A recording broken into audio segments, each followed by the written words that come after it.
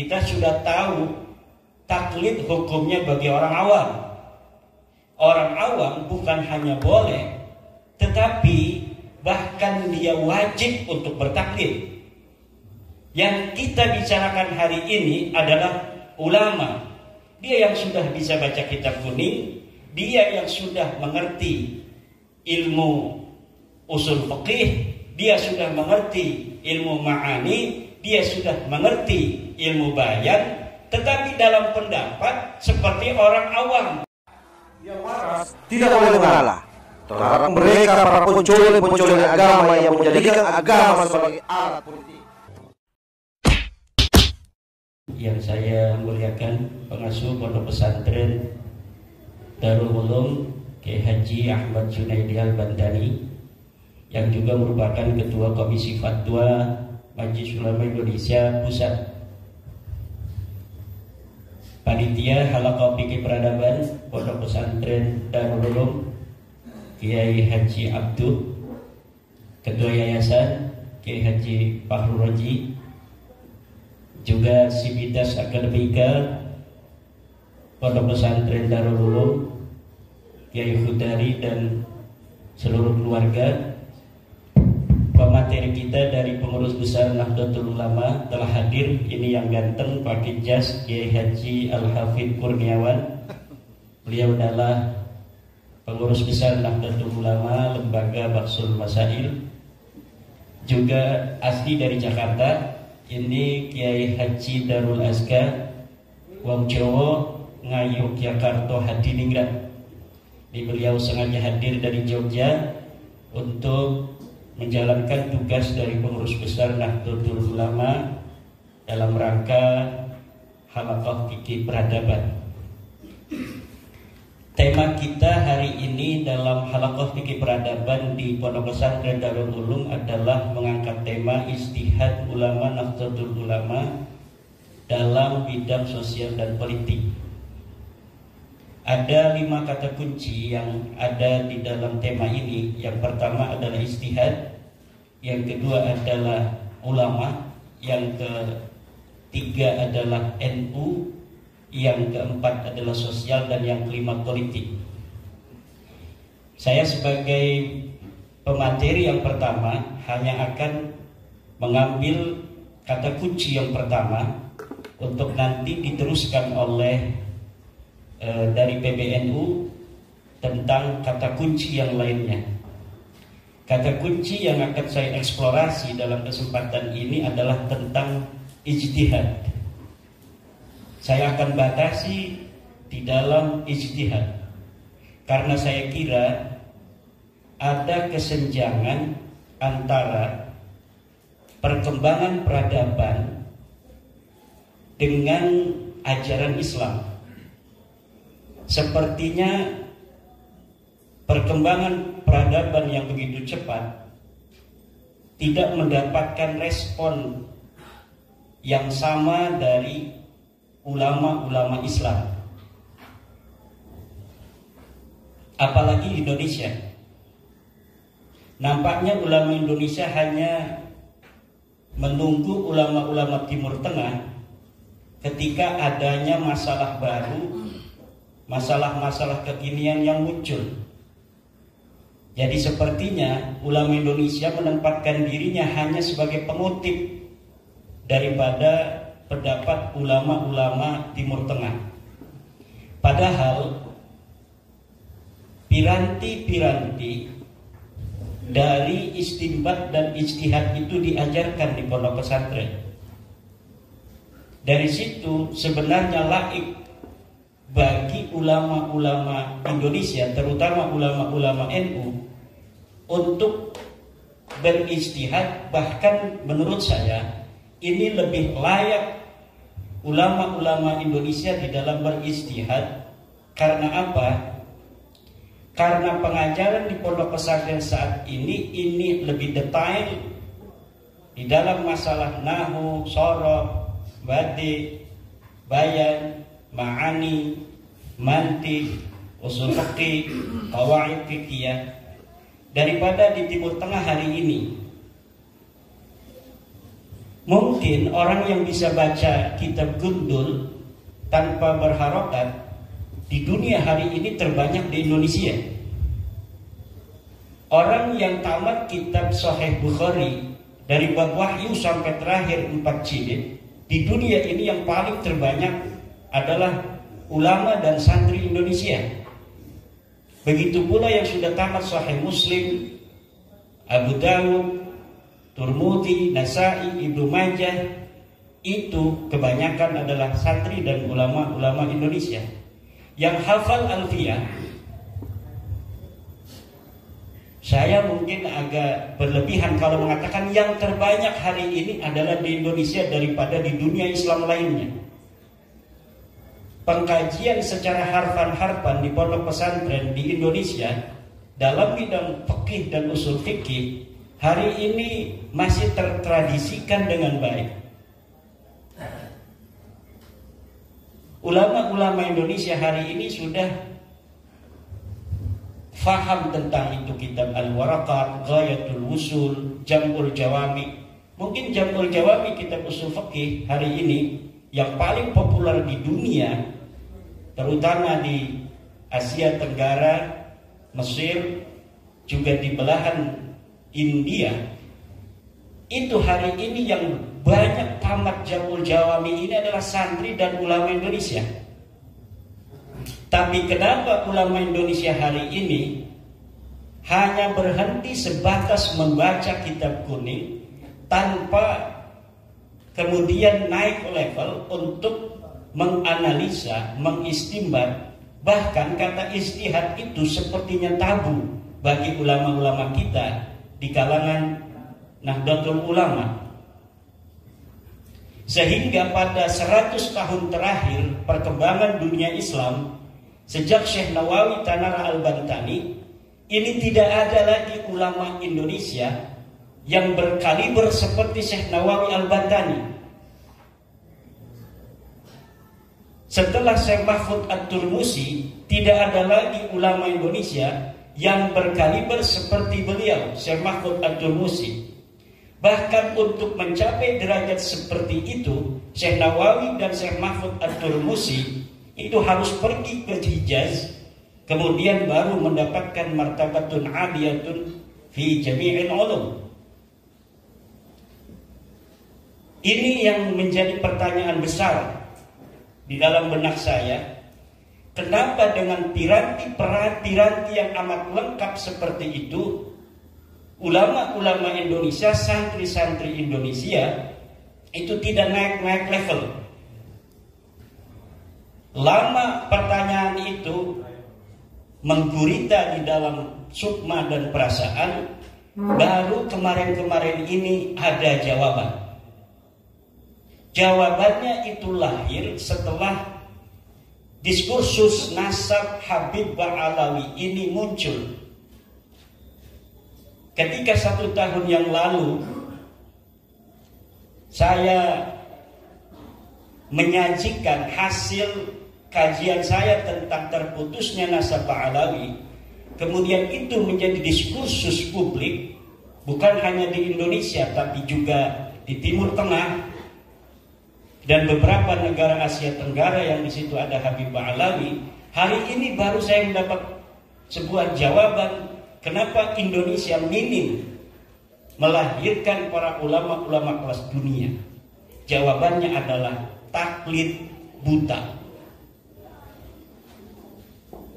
Qabulu qaulin bila hujjatin, menerima ucapan tanpa adanya dalil sekalipun dari orang lain. Dari mana kesimpulan itu muncul? Kesimpulan itu muncul dari narasi-narasi yang terbangun di media sosial tentang bagaimana para santri kita dan para ulama menyikapi diskursus nasab itu. Sebagian besar dari saudara-saudara kita itu ketika menyikapi diskursus nasab ini mengatakan, oh dulu kan Mbah Hasyim Asy'ari tidak mempermasalahkan nasab Ba'alawi, kenapa sekarang kita mempermasalahkan? Apakah misalnya Imaduddin Utsman itu lebih baik, lebih pintar daripada Syekh Hasyim Asy'ari. Mbah Khalil tidak mempermasalahkan apakah Imaduddin Utsman itu lebih baik dan lebih pintar daripada Mbah Khalil Bangkalan. Ibnu Hajar telah menyebutkan susunan daripada silsilah Ba'alawi. Apakah Imaduddin Utsman itu lebih pintar daripada Ibnu Hajar? Ini narasi-narasi semacam ini memperlihatkan ada masalah kita di dalam taklid. Nah, taklid itu sangat mendapatkan perhatian khusus dalam Al-Quran agar umat Islam tidak terjebak dalam setan-setan taklid. Imam Ghazali mengatakan taklid ini setan. Lihat Ihya Ulumuddin. Bagaimana Al-Quran mengatakan inna wajadna aba'ana ala millatin wa inna ala atharihim muqtadun. Karena bapak kita sudah begini, mempunyai pendapat, apakah ada dalil atau tidak ada dalil, maka inna ala atharihim muqtadun. Kita mengikuti saja walaupun tidak ada dalilnya. Al-Quran melarang kita untuk mengikuti sesuatu tanpa adanya dalil. La takhfu ma laysa laka bihi ilmun. Jangan engkau ikuti apapun tanpa adanya ilmu. Ma huwal ilmu? Al-ilmu huwa dalilu. Ilmu itu adalah dalil. Ilmu itu adalah dalil. Fas'alu ahla dzikri in kuntum la ta'lamun. Itu bukan perintah Allah untuk bertaklid, tapi perintah Allah untuk bertanya tentang dalil. Fas'alu ahla dzikri. Maka tanyalah para ulama, in kuntum la ta'lamun, kalau engkau tidak tahu. Tanya apa? Tanya dalilnya, bukan tanya akan kesimpulannya. Imam Ghazali di dalam Al-Mustasfa misalnya, ayat ini fas'alu ahla dzikri in kuntum la ta'lamun adalah bertanya tentang riwayat. Bertanya tentang riwayat, bukan bertanya tentang pendapat. Artinya apakah ada riwayat tentang suatu masalah yang kami hadapi ini dari Nabi, dari para sahabat, khulafaur rasyidin, apakah ada? Kalau kita tidak tahu, fas'alu ahla dzikri in kuntum la ta'lamun. Bukan bertanya tentang pendapat dari seorang laki-laki yang sama dengan kita, dia adalah seorang laki-laki. Tidak bertanya kepadanya tentang pikirannya, tetapi bertanya tentang riwayat. Kenapa kita tidak bertanya tentang pikiran orang? Karena pikiran orang itu sama dengan pikiran kita. Yang membedakan adalah pikiran itu apakah berdasarkan dalil ataukah tidak. Imam Syafi'i mengatakan la yahillu taqlidu ahadin siwan Nabi sallallahu alaihi wasallam. Tidak boleh kita mengikuti, tidak halal. Ini kata-katanya luar biasa. Tidak halal kita mengikuti seseorang siwan Nabi sallallahu alaihi wasallam. Imam Malik juga mengatakan hal yang hampir mirip. Kullu ahadin yukhadu qawluhu wa yuraddu ila sahib hadzal qabri. Setiap orang ucapannya boleh diterima dan boleh ditolak kecuali sahib hadzal qabri ayy Nabi Muhammadin sallallahu alaihi wasallam. Inilah masalah kita. Menurut saya, kenapa ulama-ulama Indonesia tidak naik-naik level? Ini kita tidak bicara tentang awam. Kita sudah tahu taklid hukumnya bagi orang awam. Orang awam bukan hanya boleh, tetapi bahkan dia wajib untuk bertaklid. Yang kita bicarakan hari ini adalah ulama. Dia yang sudah bisa baca kitab kuning, dia yang sudah mengerti ilmu usul fikih, dia sudah mengerti ilmu ma'ani, dia sudah mengerti ilmu bayan, tetapi dalam pendapat seperti orang awam. Bagaimana orang awam dalam berpendapat? Orang awam berpendapat dengan taklid.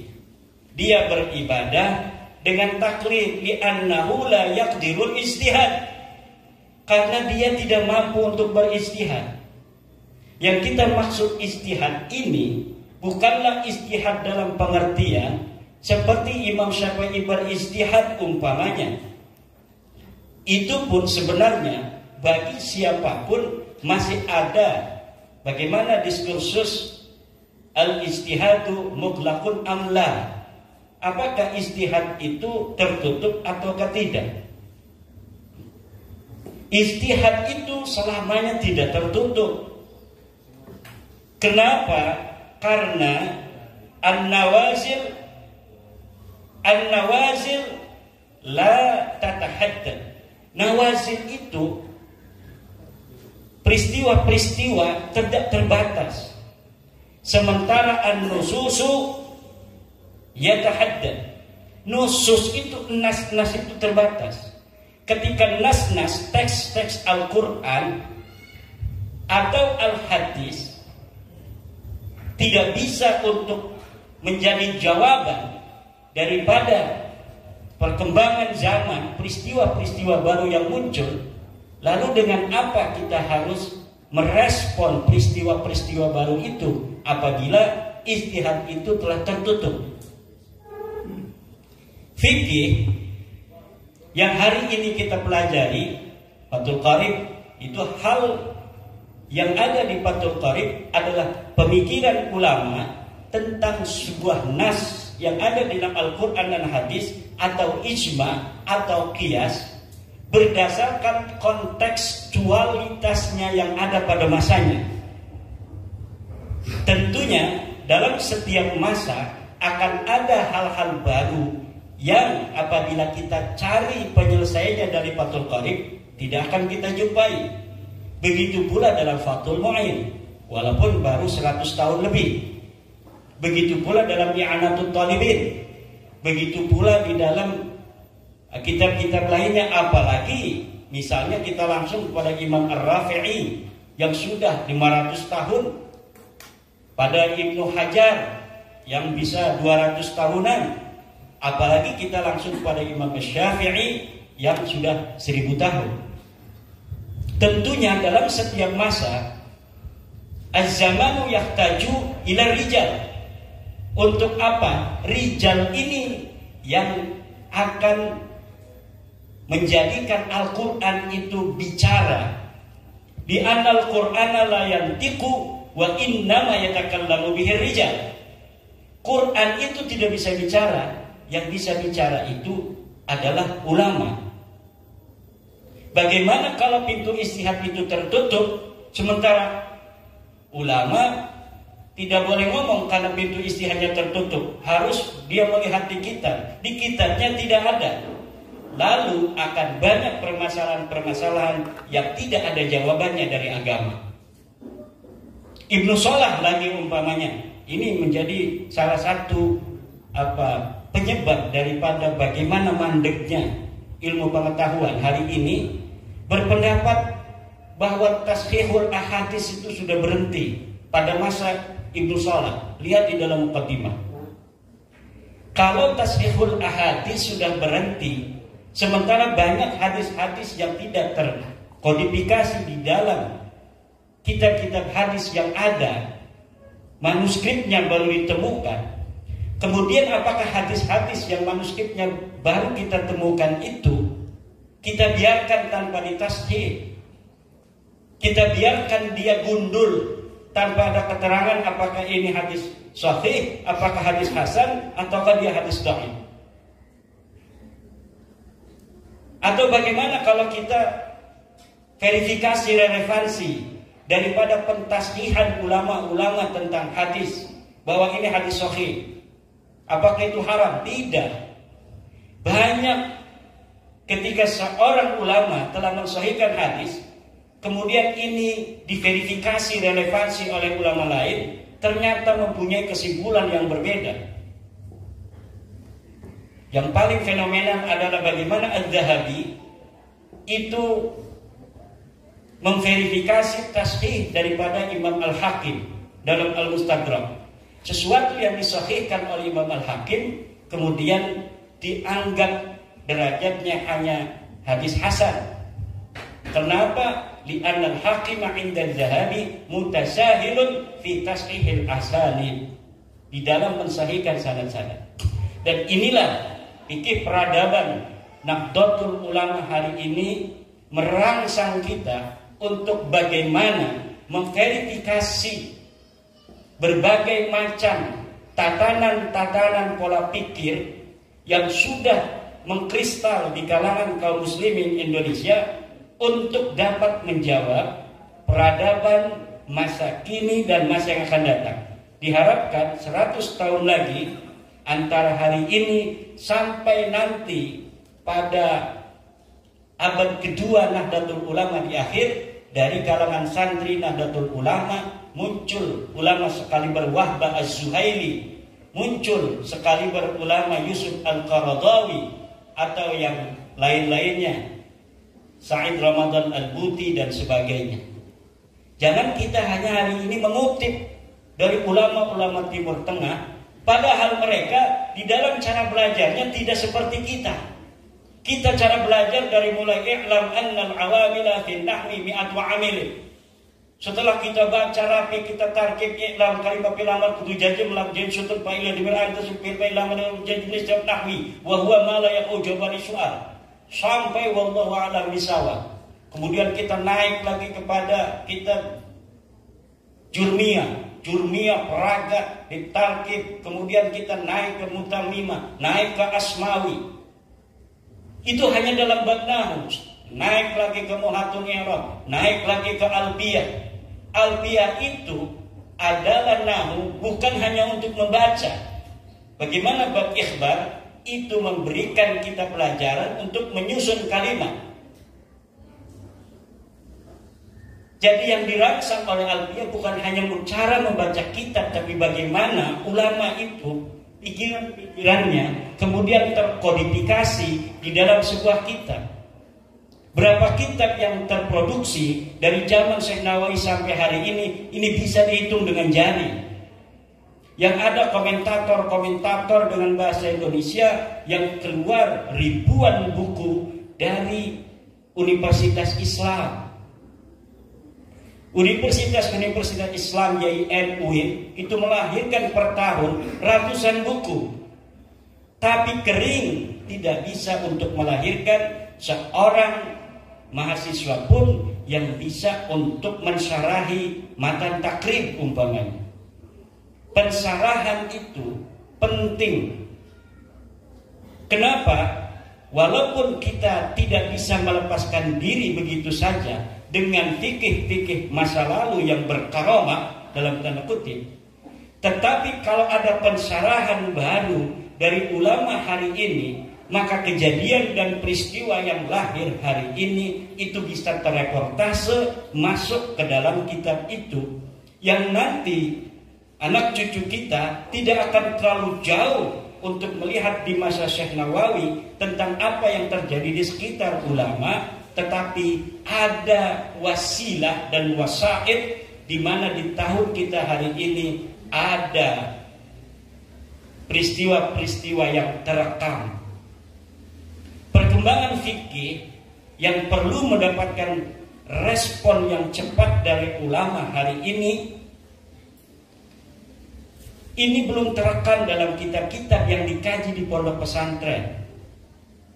Hanya dalam bidang fatwa, misalnya dari Mesir ada fatwa-fatwa yang tidak punya internet tidak bisa melihat fatwa itu. Kemudian Majelis Ulama Indonesia bikin fatwa tentang bagaimana hukumnya beli pulsa, hukumnya apa dalam fatwa. tapi tidak terkodifikasi dalam satu kitab yang laik untuk masuk pondok pesantren, sehingga semua itu bisa dikonsumsi oleh para santri dan para kiai. Ini kira-kira yang ingin saya eksplorasi, yang nanti akan dikembangkan bagaimana ijtihad itu dilakukan oleh Nahdlatul Ulama di dalam bidang sosial dan politik. Hal lain yang saya temukan sebentar lagi, karena ini waktunya terbatas, adalah kenapa ulama Indonesia tidak melahirkan ulama besar 100 tahun terakhir ini. Ada jiwa inferioritas yang tersindrom di dalam jiwa-jiwa umat Islam Indonesia. Jadi umat Islam Indonesia secara kemanusiaan, dia memiliki sindrom inferioritas terhadap orang Barat, orang bule. Umat Islam Indonesia sebagai seorang Muslim mempunyai sindrom inferioritas terhadap orang Arab. Akhirnya, apa saja yang lahir dari Barat kemudian dianggap sesuatu yang layak untuk dijadikan contoh dalam peradaban, sesuatu yang lahir dari Timur Tengah, daripada pemikiran-pemikiran ulamanya, seakan-akan dianggap lebih bermutu daripada pemikiran dan pendapat ulama-ulama kita. Inilah yang harus dihilangkan, karena ajaran Islam tidak mengenal manusia lebih mulia dari sisi iriknya, dari sisi jenisnya, dari sisi sukunya dengan umat Islam lainnya. Laqad karramna bani Adam. Kita semua ini adalah anak Adam. DNA yang ada dalam diri kita itu ada DNA Nabi Adam. Tidak ada yang membedakan kita dengan orang Arab dari sisi DNA. Sama-sama DNA-nya adalah DNA Nabi Adam.